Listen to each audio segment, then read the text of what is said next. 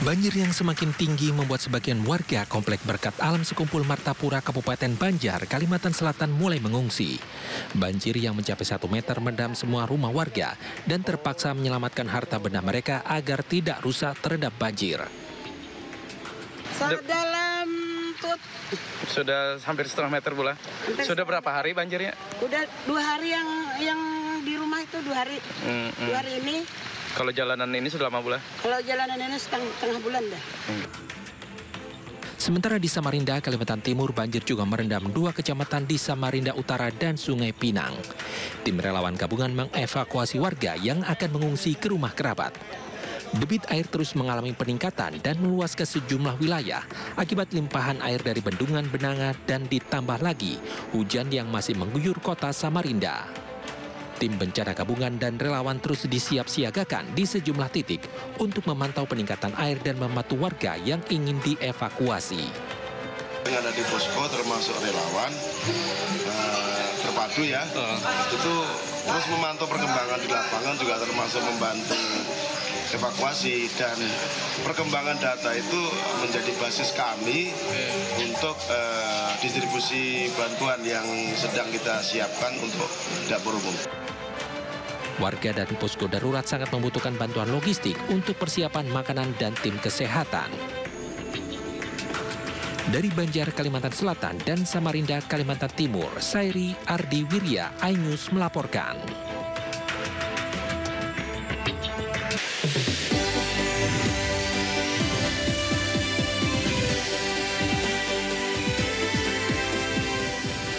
Banjir di kawasan Kelapa Gading, Jakarta Utara berangsur surut.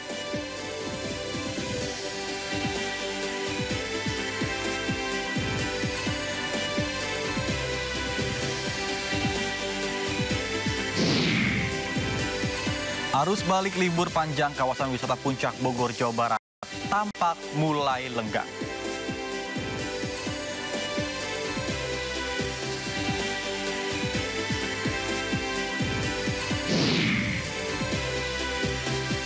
Kedatangan jenazah Basri, WNI korban penembakan di Malaysia, disambut keluarga.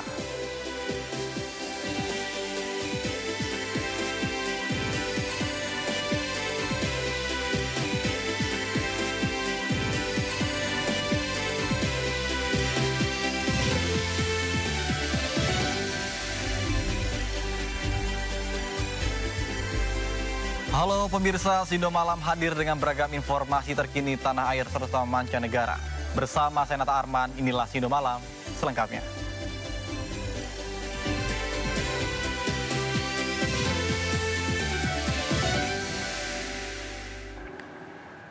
Pemirsa Sindo Malam, kita awali dengan informasi terkait dengan air yang menggenangi kawasan Kelapa Gading, Jakarta Utara sejak tadi pagi kini mulai berangsur surut.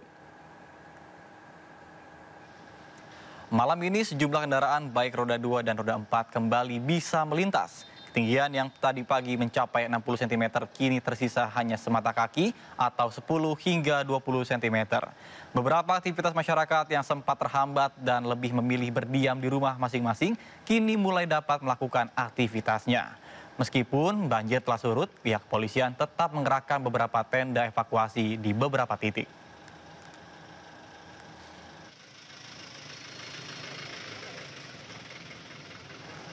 Pemirsa, banjir mengepung berbagai wilayah di Jakarta. Banjir dan ketinggian bervariasi menghambat laju lalu lintas dan membuat warga terpaksa mengungsi.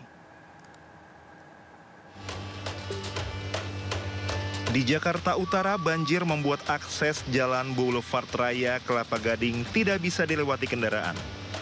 Sejumlah pemotor yang nekat melintasi banjir mengalami mati mesin. Dibantu warga sekitar, pemilik motor berupaya menyalakan mesin yang terlanjur basah terkena genangan air. Sejumlah mobil juga mengalami mogok.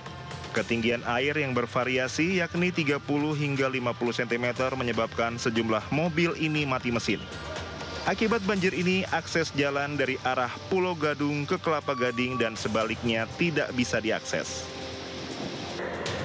Di Jakarta Barat, banjir setinggi 15 hingga 30 cm menggenangi Jalan Raya Grogol, tepatnya di Jalan Satria Raya.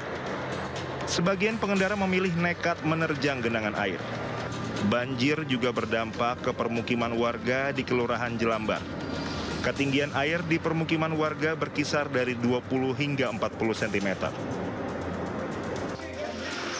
Sementara itu, di Jakarta Timur, kawasan Kebon Pala, Kampung Melayu terendam banjir hingga setinggi 70 cm. Banjir disebabkan meluapnya Kali Ciliwung. Menurut penuturan warga, air mulai naik sejak Selasa sore. Meski banjir merendam rumah mereka, sebagian warga enggan dievakuasi dan memilih bertahan di rumah masing-masing. Dari Jakarta, tim liputan iNews melaporkan. Sementara itu pemirsa, pemukiman warga di Jalan Semper Barat, Cilincing, Jakarta Utara sejak Selasa malam terendam air hingga 1 meter lebih. Tingginya air yang merendam kawasan pemukiman membuat sejumlah warga harus dievakuasi.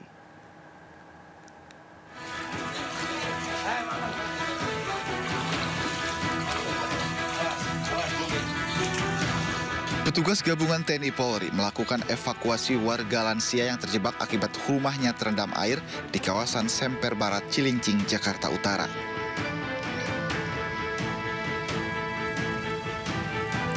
Hujan yang mengguyur sejak Selasa malam mengakibatkan permukiman warga ini terendam air setinggi 1 meter lebih.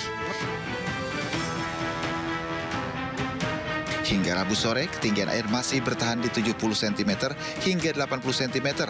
Petugas masih berjaga-jaga untuk mengantisipasi naiknya ketinggian air.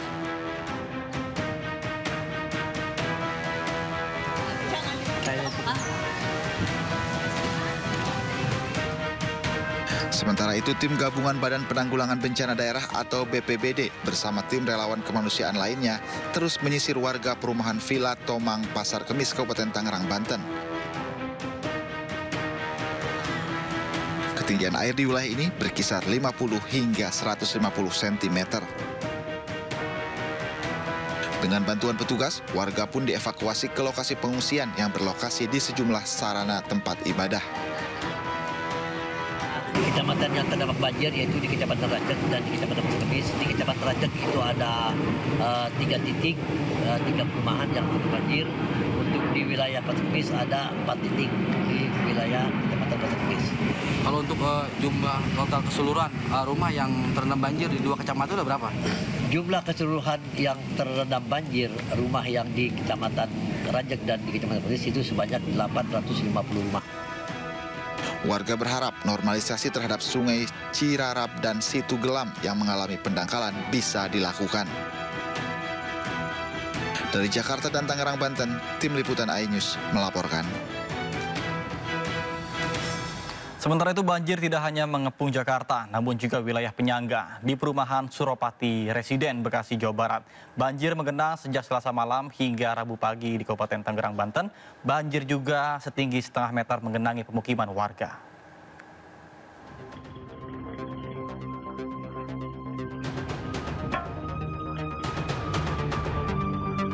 Dari rekaman kamera pengawas terlihat sejumlah titik jalan di perumahan Suropati Residen, Desa Sri Mukti, Kecamatan Tambun Utara, Kabupaten Bekasi, Jawa Barat, Rabu pagi tergenang banjir. Banjir yang terjadi sejak Selasa malam mencapai ketinggian air hingga 60 cm. Bahkan air masuk hingga ke dalam rumah warga. Meski air surut, warga khawatir banjir kembali datang lantaran drainase yang buruk dan tidak adanya resapan air atau danau. Warga berharap agar dibangun resapan air sebagai solusi mengatasi banjir.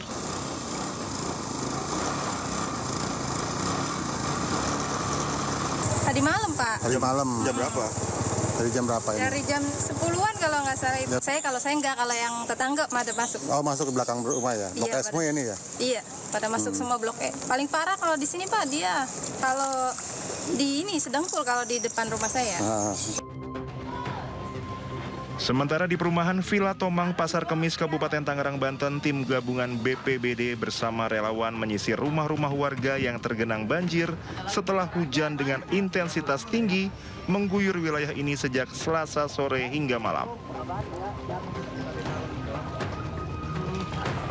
Ketinggian air berkisar setengah hingga 1,5 meter.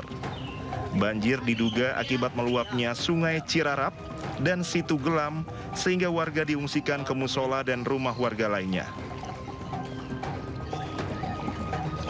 Ya, setiap tahun pasti banjir. Karena kita kan tinggal di belakang danau. Ada berapa rumah yang terendam, Pak? Yang terendam ada 35 kakak. Itu untuk ketinggian air berapa, Pak RT?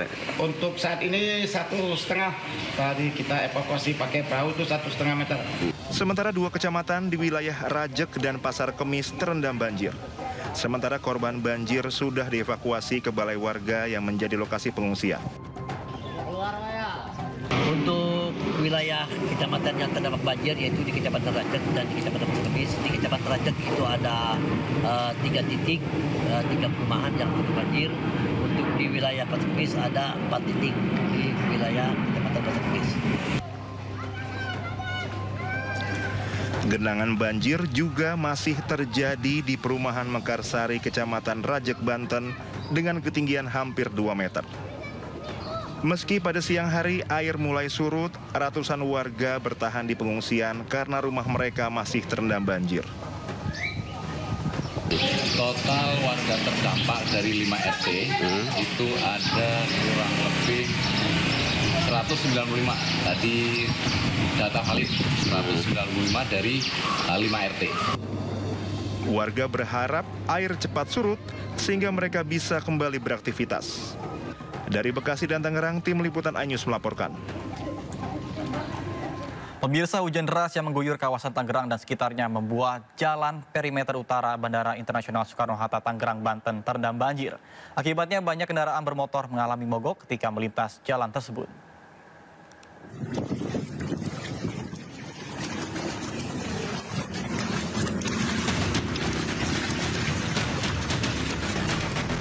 Antrian kendaraan baik roda 2 maupun roda 4 terjadi di Jalan Perimeter Utara Bandara Internasional Soekarno-Hatta, Tangerang, Banten sejak Selasa malam.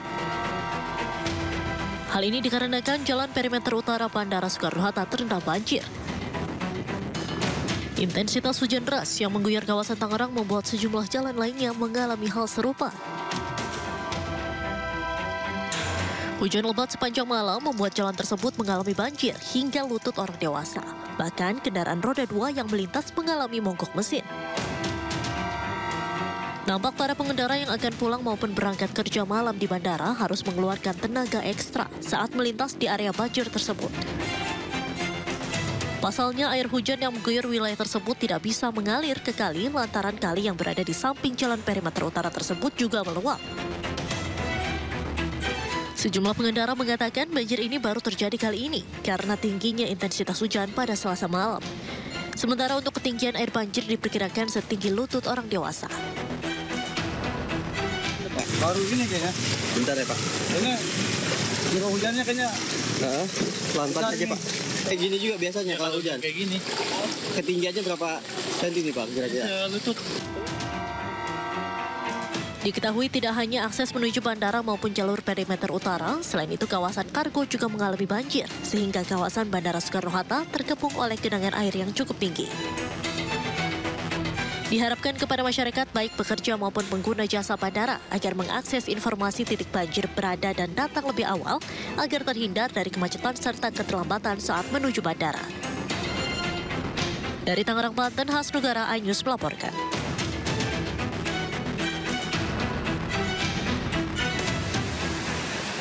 Tidak hanya di Jakarta, hujan deras yang terjadi di wilayah Bogor membuat air sungai meluap. Sejumlah rumah warga di kampung pensiunan Tugu Cisarua, Kabupaten Bogor, Jawa Barat terendam. Belum ada laporan kerusakan atau korban akibat peristiwa ini.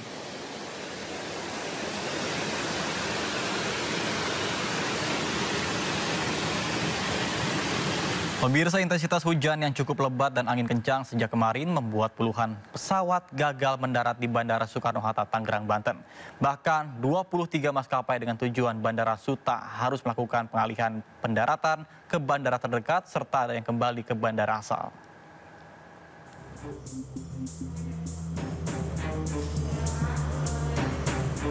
Hujan dan angin kencang yang melanda Jakarta dan sekitarnya sejak Selasa malam membuat 23 pesawat baik domestik dan internasional tidak bisa mendarat di Bandara Soekarno-Hatta, Tangerang, Banten.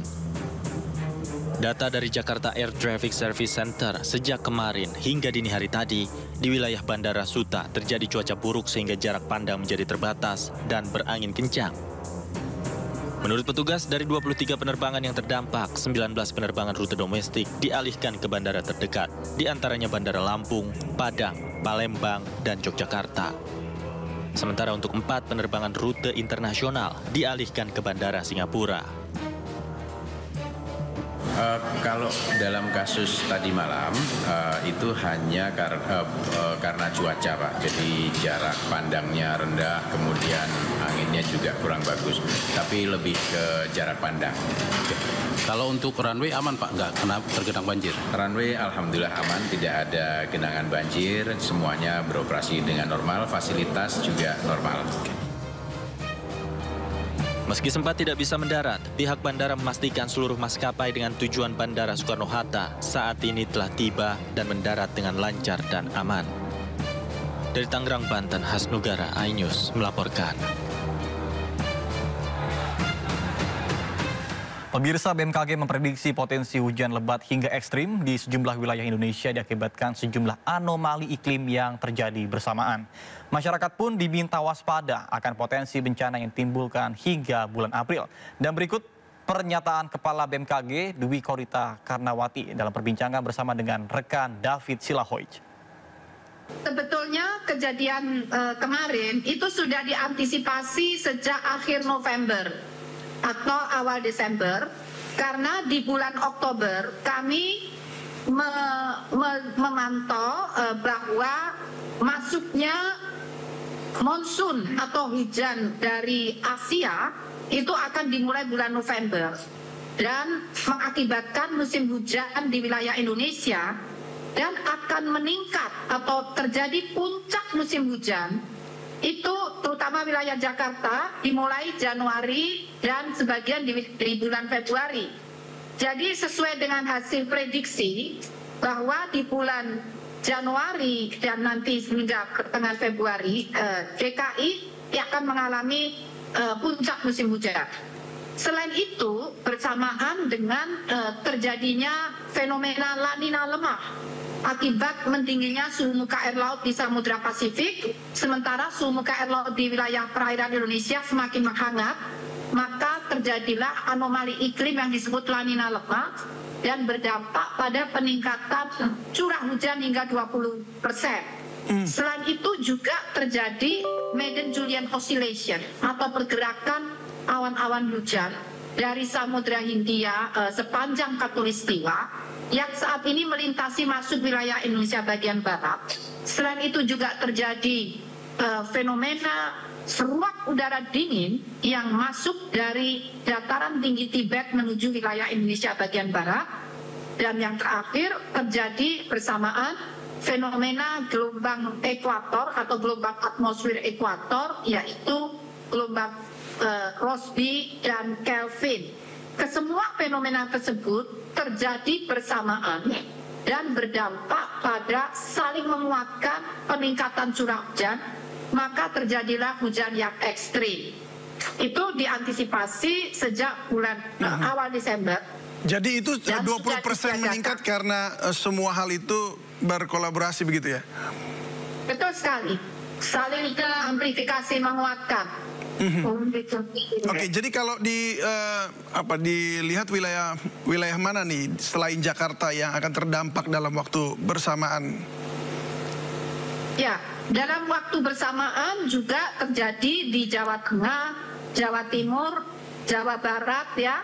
Kemudian juga terjadi di Kalimantan, baik Kalimantan Selatan, Barat, Timur, kemudian di Sulawesi Utara, Selatan, hampir seluruh wilayah Sulawesi.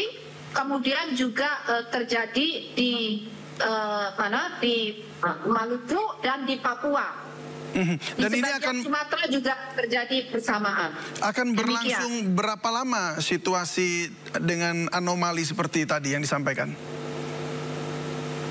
Sebetulnya kalau anomali La Nina lemah, saya ulangi ya, anomali iklim berupa La Nina lemah, ini masih akan berlangsung hingga Maret atau April, yang berdampak pada peningkatan curah hujan hingga 20%. Kalau Madden-Julian Oscillation, ini akan segera berakhir, akan segera berlalu dalam beberapa hari ke depan, paling 3 hari ke depan. sampai 1 minggu ke depan. Kalau fenomena seruak udara dingin juga akan tidak lama, hanya beberapa hari. Yang cukup lama adalah fenomena monsun Asia. Masuknya monsun Asia bersamaan dengan terjadinya El Nino lemah, ini masih akan berlangsung hingga Maret-April. Beralih informasi lainnya pemirsa, arus balik libur panjang kawasan wisata Puncak Bogor, Jawa Barat tampak mulai lenggang. Kontras dengan kemarin, kendaraan yang menuju kawasan Puncak mengalir lancar. Begitu juga dengan arah sebaliknya ke arah Jakarta, tidak terjadi antrian kendaraan. Selain hari libur terakhir, sepinya kawasan Puncak karena cuaca yang belum menentu. Meski demikian, masih terpantau kendaraan dari arah Jakarta menuju ke kawasan Puncak Bogor, Jawa Barat.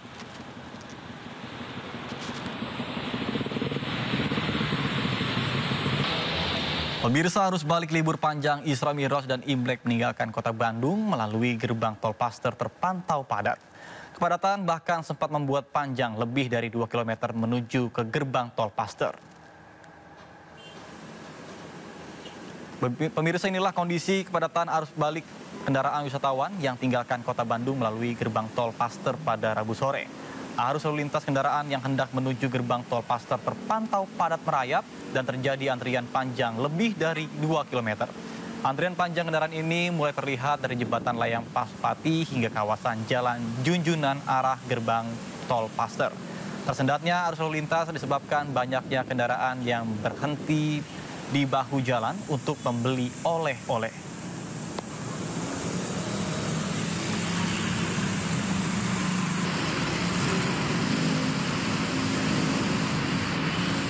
Selain itu, libur panjang arus lalu lintas menuju Pantai Carita dan Anyer, Banten, macet hingga 8 km.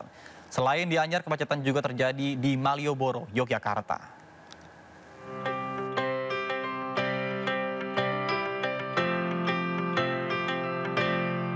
Antrian kendaraan terjadi hingga 8 km akibat banyaknya kendaraan yang akan melakukan perjalanan balik dari kawasan Pantai Carita dan Anyer.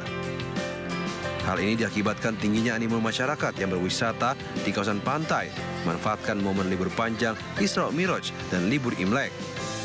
Untuk mengurai kemacetan, Polres Cilegon menerapkan sistem satu arah di kawasan Ciwandan. Sistem one way mulai diberlakukan pada Senin sore. Di Yogyakarta, kepadatan arus lalu lintas terjadi dari Jalan Mataram dan Jalan Abu Bakar Ali menuju kawasan Malioboro. Kepadatan kendaraan ini mencapai puncaknya pada sore hari. Meski macet, para wisatawan tetap memilih Malioboro sebagai tujuan wisata lantaran ingin menikmati suasana ikonik di kota pelajar ini. Tujuannya memang mau liburan ya, karena libur panjang ini kan suasananya lumayan rame dari hari Jumat. Dari hari Jumat itu sudah rame semua tempat wisata. Selain menikmati lokasi wisata, kawasan Malioboro juga dipadati pengunjung yang berbelanja oleh-oleh seperti baju batik, kaos, dan jajanan khas Yogyakarta. Tim Liputan melaporkan. Informasi lainnya pemirsa, korban terakhir tragedi laka laut Pantai Drini Gunung Kidul berhasil ditemukan dalam kondisi meninggal dunia. Jenazah pun langsung diberangkatkan ke Mojokerto.